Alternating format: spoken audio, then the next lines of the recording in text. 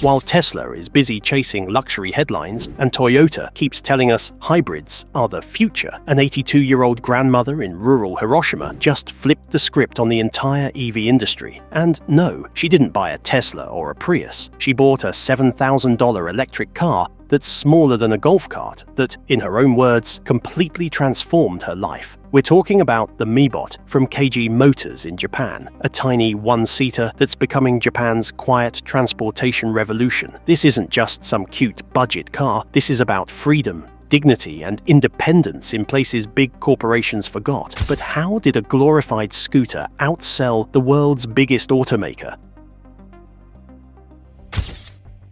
The hidden crisis driving Japan's EV revolution.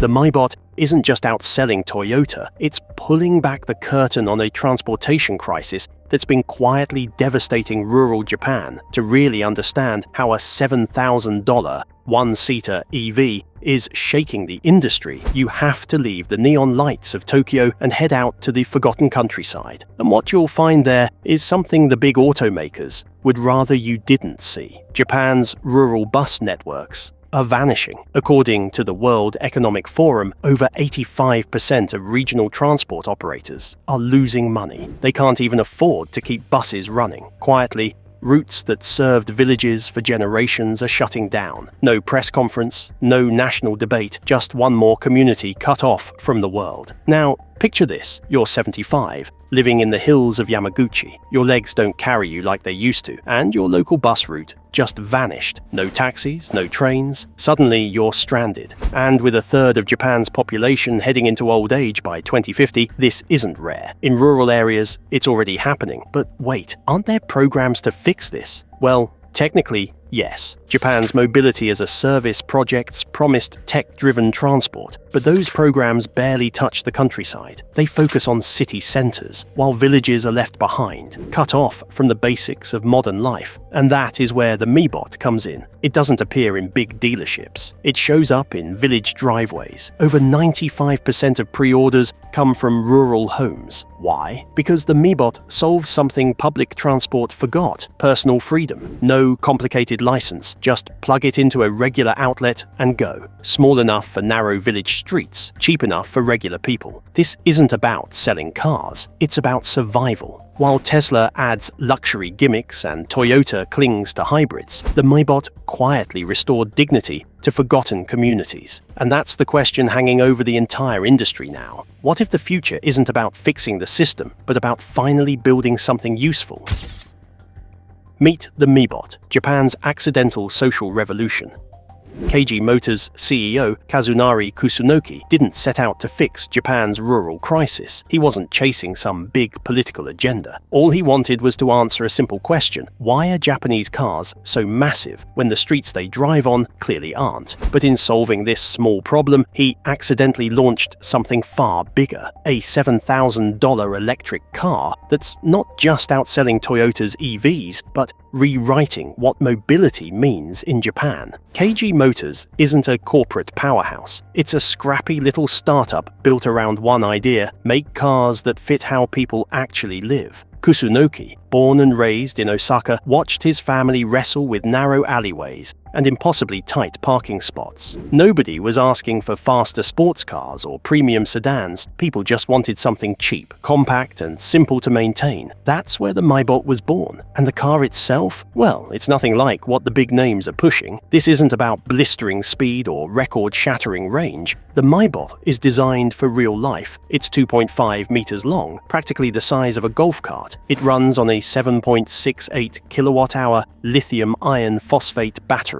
Translation: you can plug it into a regular home socket, charge it in 5 hours, and get 100 kilometers of range, enough for groceries, errands, or visiting friends, without ever stressing about range anxiety. But here's where it flips the script. KG Motors didn't build this for flashy Tokyo commuters. They built it for Japan's countryside, the rear cargo space. That's not for shopping bags. It's specifically designed to hold 2 full kerosene tanks because people in remote towns still haul heating fuel. Every detail is built around real needs, not city marketing. And then there's the headline feature, just 1 seat. Sounds like a downgrade, right? Not really. Kusunoki saw the data. In more than 80% of trips, drivers are alone. Those extra seats? Just wasted space, money and fuel. So KG Motors cut them out, made the car even cheaper, and designed it around how people actually drive.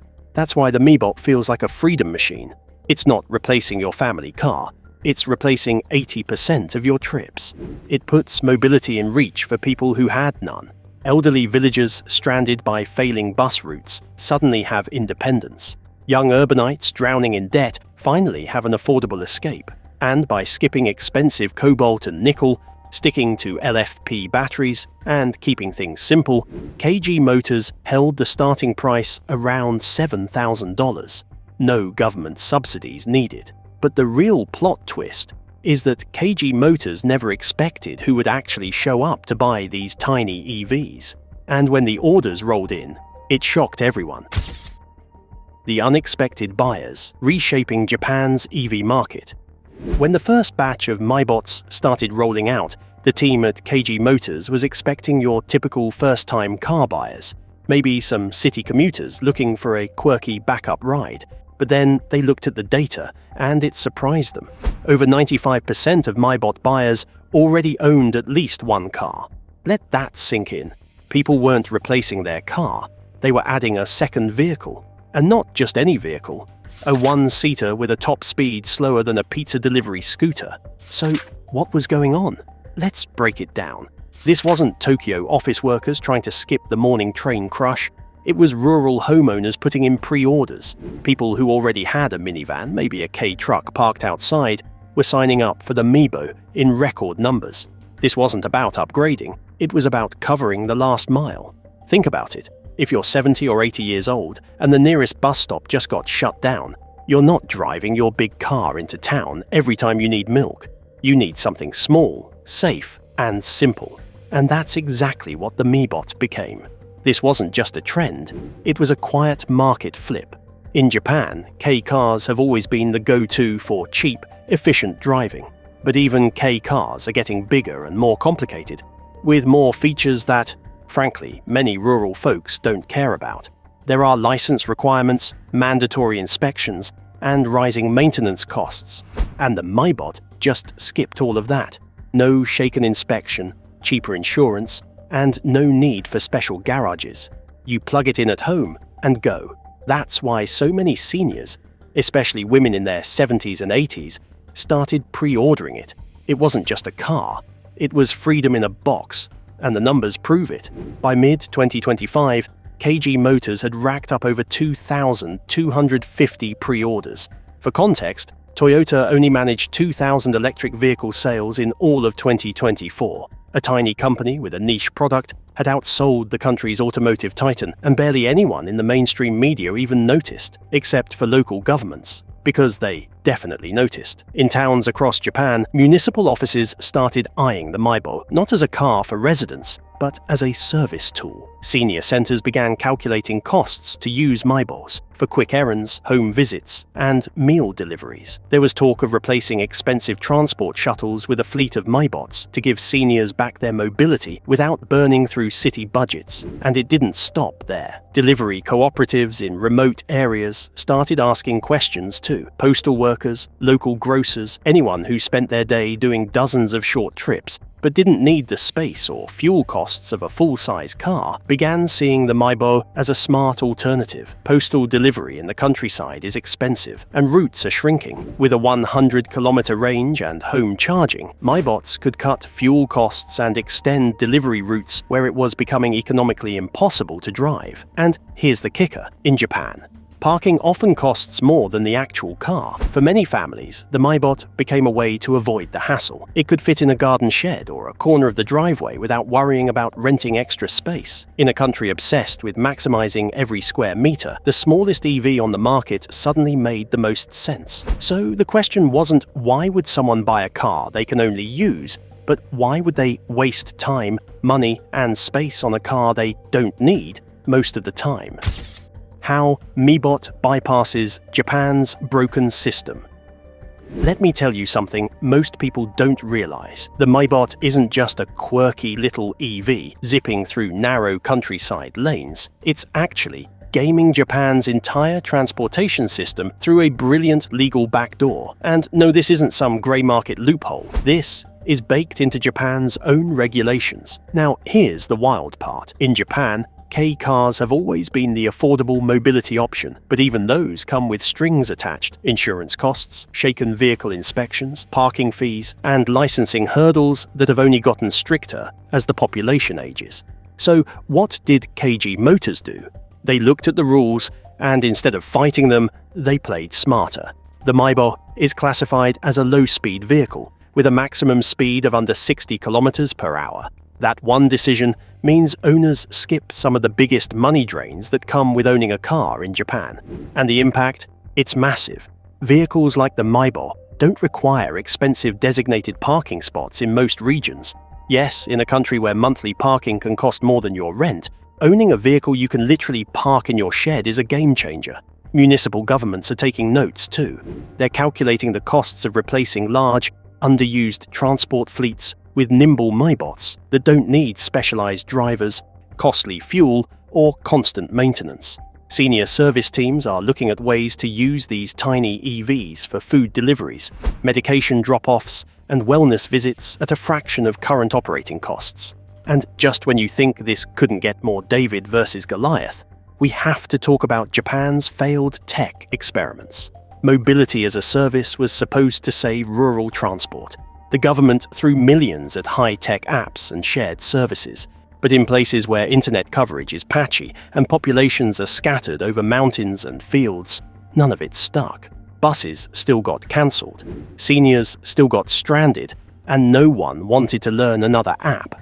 Meanwhile, the Mibot didn't come with a fancy app or a startup pitch deck.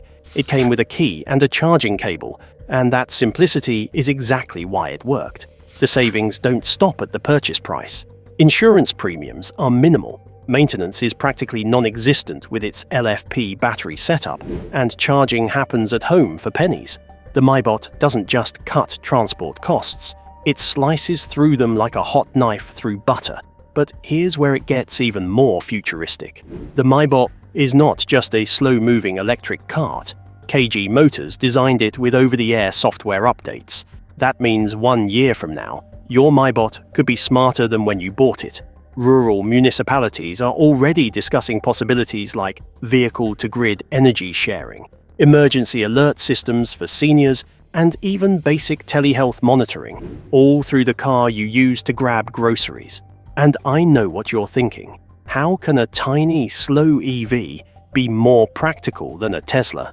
Well, here's the shocker. By intentionally making the Mibot slower, smaller, and more focused, KG Motors made it more compatible with the real, everyday needs of millions of people. In places where Teslas can't even find a charging station, the Mibot is becoming a lifeline. But this story isn't all sunshine, because now that the Mibot is disrupting more than just the car market, it's attracting some very powerful enemies. The big automakers, the transport unions, and the local bureaucrats. They're all starting to feel the pressure.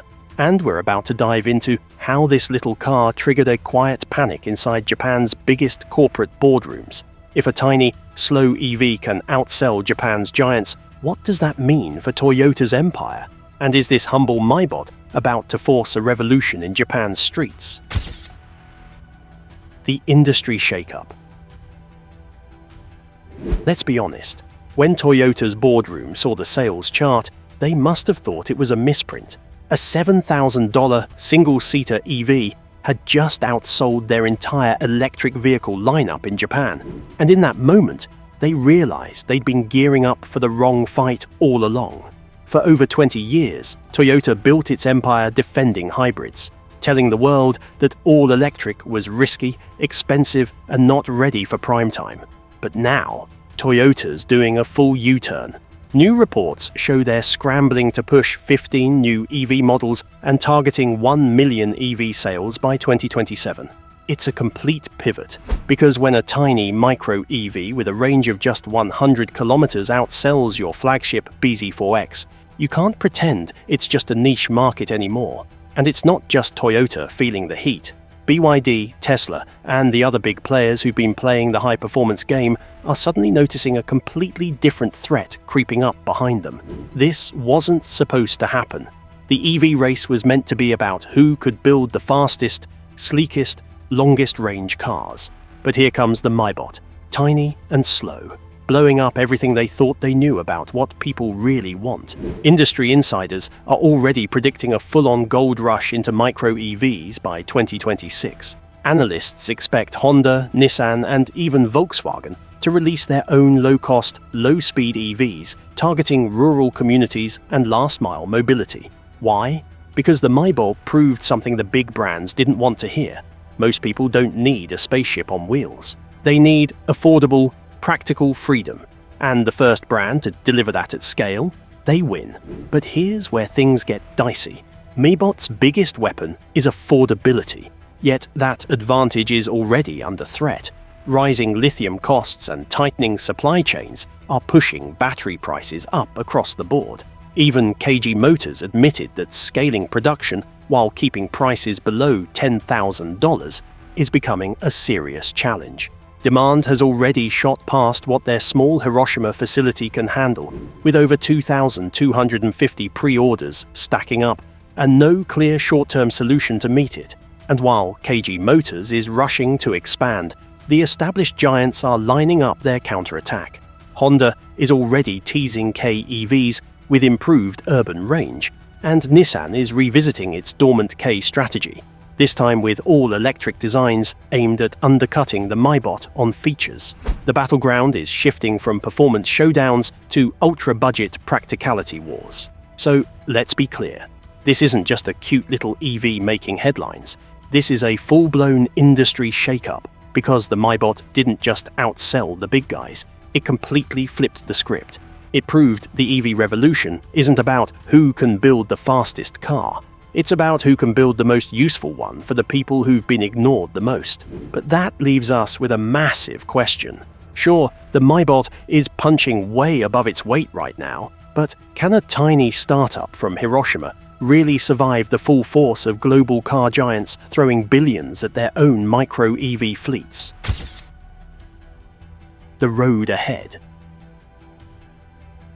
It's easy to go viral with a cool $7,000 electric car that looks like a toy but solves a real problem. It's much harder to deliver 20,000 of them, on time, while the world is watching. And that's exactly where KG Motors is right now. The company's October 2025 factory launch is the first real stress test. Up to this point, they've been riding the wave of hype. Pre-orders flew in, headlines rolled out, and even rival execs started whispering. But when you're building something this cheap, this small and this different, you don't just need parts. You need perfection.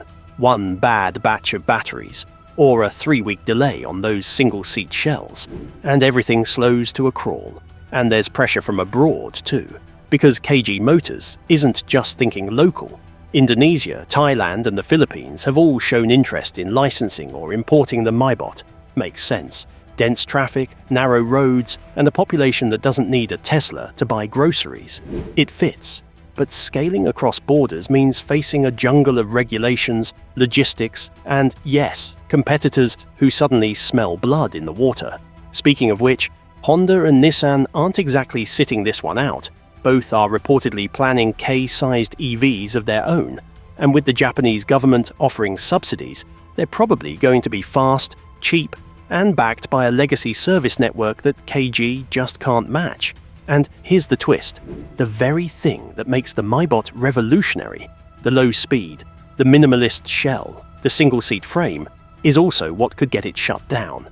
Regulators are already poking around Japan's micro-mobility loopholes, and safety standard revisions could force KG Motors to redesign its flagship before it even finishes its first production run. On top of that, let's be real. Keeping that $7,000 price point stable long-term, that's a magic trick in today's lithium economy. Raw material prices are up, Global EV demand is rising, and unless KG locks down a sustainable supply chain soon, the Mibot might go the way of every other affordable EV we were promised.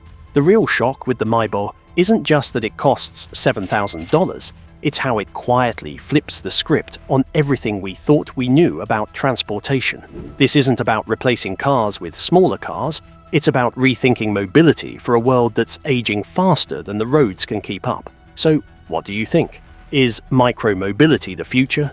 Drop your thoughts below.